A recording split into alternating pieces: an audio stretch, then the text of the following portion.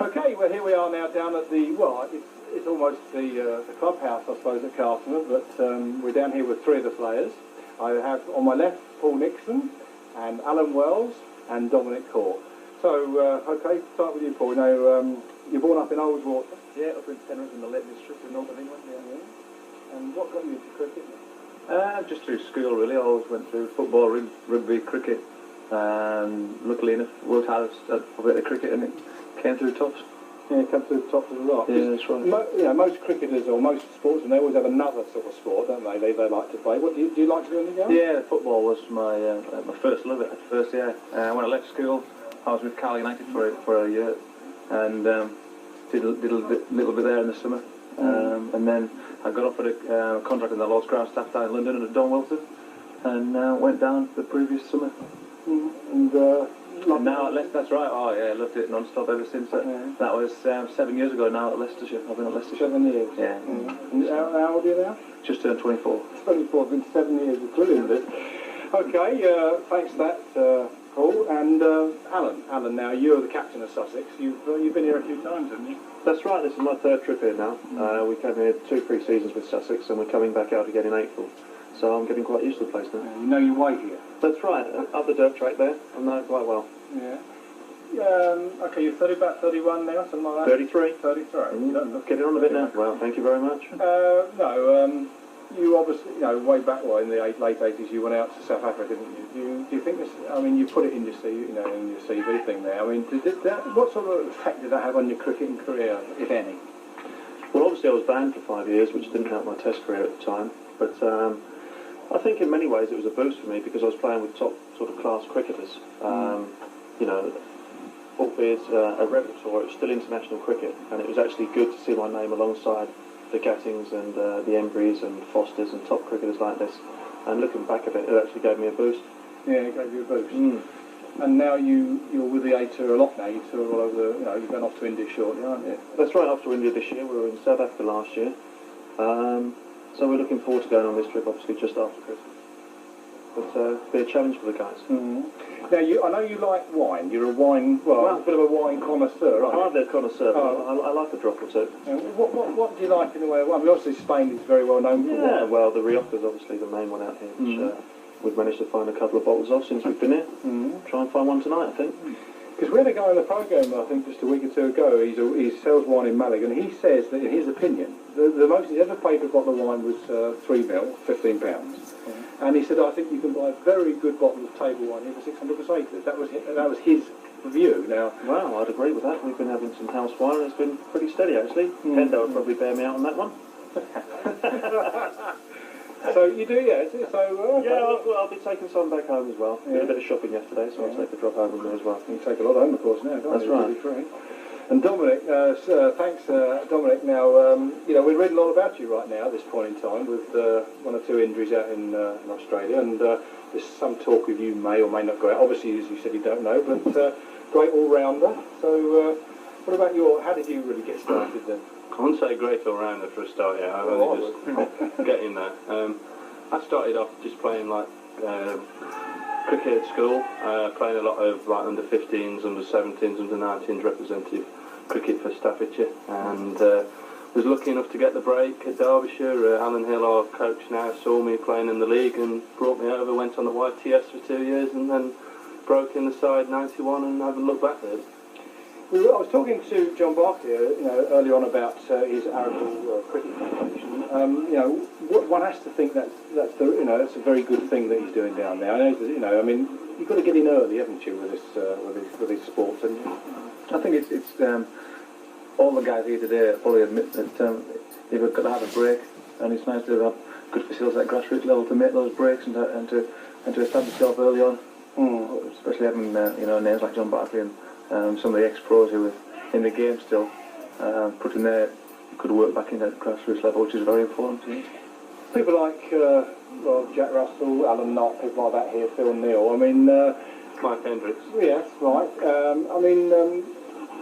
It's done quite a bit in cricket, and it's very nice for the 18 to have that sort of, the coaches and that sort of people around you. That's right, they have the experience, they've all played at test level, all done very, very successful careers, and it's good to relate to you know, to them, how their career, how they bowled, how they batted, how they kept wicket, and then that's good, and they give you their view of how they think you can improve your game. So, you know, it's good that way. It's good we can come out here, thanks to Whittingdale, and, you know, we've all enjoyed it. And thanks to Mike Simons, of course, because he was the one who made this all possible, and I think it's tremendous. Now, I mean, it's a pretty good venue, this, isn't it, for training? Fabulous. Oh, that's right, yeah. You couldn't do better, really, could. The weather's great. The artificial pitch there, it's going to be right every morning, same for everybody. And it's fabulous. The seal is magnificent, so it's good to stay focused as well. You were telling me earlier on that, you know, they went to make 500 runs on this in a match. I forget how many overs he said, but you know, it's a lot of runs, you know, on these. You say the pitch is always in good condition. That's right. A nice little outfield as well, which helps for the batsmen. But it's great. It's a brilliant venue, and things couldn't. It's so nice for us guys to get outdoors and get the feel of the fresh air again, rather than being cooped up in the winters in the Lily Shore, the National Sporting Centre just outside Birmingham there. But this is perfect. So going on to you again, I mean, Alan was the Sussex captain, John Barkley was Sussex captain, and you are now. So how long have you been actually doing that now? I've been my 4th season coming up. 4th season when we started. Down there at Hove. That's right. Yeah, nice place down there. It's good. We enjoy it down there. Yeah, it's a good place to play cricket. The wickets are sometimes a little bit flat, but left a bit of grass on this year. Made it a bit more interesting as far as the bowlers are concerned. But it's always a good place to play. We enjoy it down there. Yeah, and of course the thing about it is that, you know, you all go around all the different grounds during the season and meet each other, don't you? That's the, you know, in the open, you know, all over the place, from north of England down to so you all sort of see each other quite a bit in the season. That's right, and get to know each other during the season as well. And the thing about this, presumably, is the bonding of the team together. This is what this is all. You have, I mean, now one thing I will say about Dominic, I noticed in his thing where he wrote, he said he likes resting. And I noticed everything's been here all day. He's bloody lazy. Yeah, resting and touring, you know, the South African way, but he's done nothing but rest. I mean, you like obviously because cricket is quite a strenuous game. If you're bowling all day, you do get quite tired, and the times where you are off the pitch, I like to just relax, rest, you know, have a nice sleep, and get ready for. I'm not batting, and get ready for when we go out to fielding, because you know, it's the way you're going to get your body recuperated. Well, I'll tell you, one of the great tennis players said exactly that thing, and his name was Cartama, right? We interviewed him down at Lou Howe's, you know, and always before we interviewed him, he was laid out on the grass asleep, and he said he got to do this before he. He's always done it all his life, so it's interesting you saying that he's another great tennis player did the same sort of thing. So it's an interesting. You do need to rest, recharge the batteries, I think, and just sort of relax your mind as much as your body. You know, so I think it's a very important part of the game. That's the thing with cricket and tennis, isn't it? It's all can be explosive stuff, and it's going to last over a few hours as well. So you've got to switch on, switch off, which is very important. So what's been happening in India then? What's our overall consensus? Well, I mean, if we go out there, it's obviously going to be very different cricket to what we're used to, which is why, you know, the coaches that you mentioned earlier can give us their experiences of India, which is so important for us because, you know, we'll know more or less what to expect.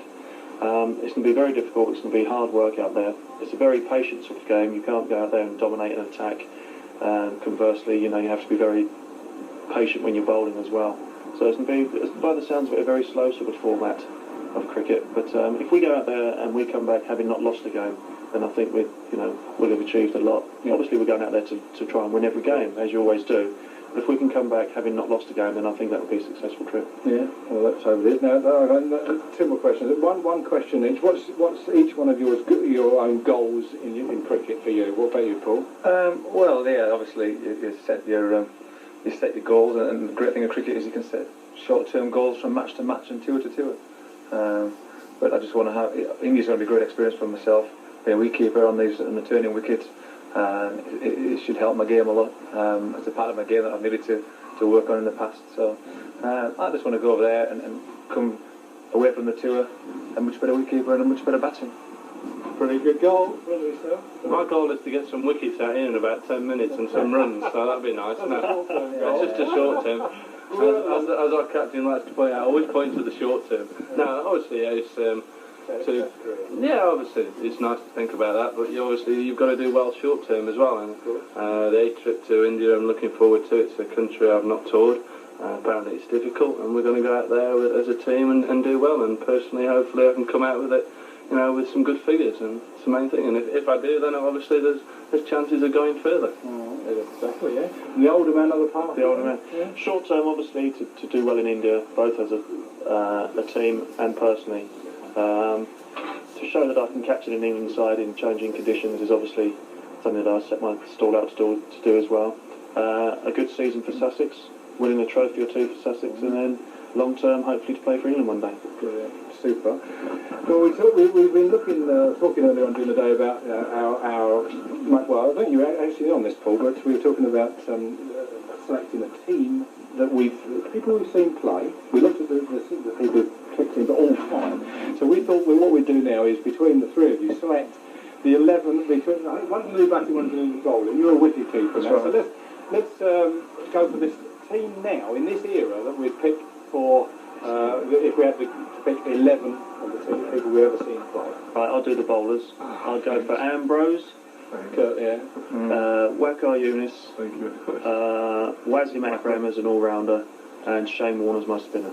Right, that's four. That's four. Okay, Dominic, down to you. You go for the Wicket keepers, I think it's got to be Alan Nutt. Not because he's just here as well, but I think Nutty in the past has been well, number Mickey one. Stewart went as well for Alan Nutt. Yeah. He went for him as well. Yeah, that's nice to know that. Yeah, so that's five. Batsman, I think Javid Miandad's got to be up there. Viv Richards. That's seven. Lead in three. Yeah, I won't get greedy. Yeah, let's go with 12th man. Who could be my 12th man? No. Dom, who do you fancy there? Betting-wise, I think I'd have to go for the West Indian Brian Lara. I think he would have to be on my test side. I think also Mohammed Azharuddin would have to be on my test side. I think he's a great cricketer who is performing well. Yeah, he might be on my test side if you want him to be. Okay, and we've got one more. We've got one more. I think we haven't had many opening batsmen, has we? What about Sunil Gavaskar? I'm sure he would. All-round agreement there? Yeah. Top side. Yeah. Top side. Right, that would be a good side to be in to go to India. We'd do it. You'd be happy with that? Right, yeah. Well, they'd be happy with those players. I think a lot of the viewers would agree with that, especially the younger viewers, you know. So there's three players that have here in Spain for the very first time being an A-team. It's been a pleasure talking to you, all three of you, and very best of luck in India, and a very best of luck in all your careers forevermore. Thank you. Thanks for having a few words for 340 Television. Thank you. Bye.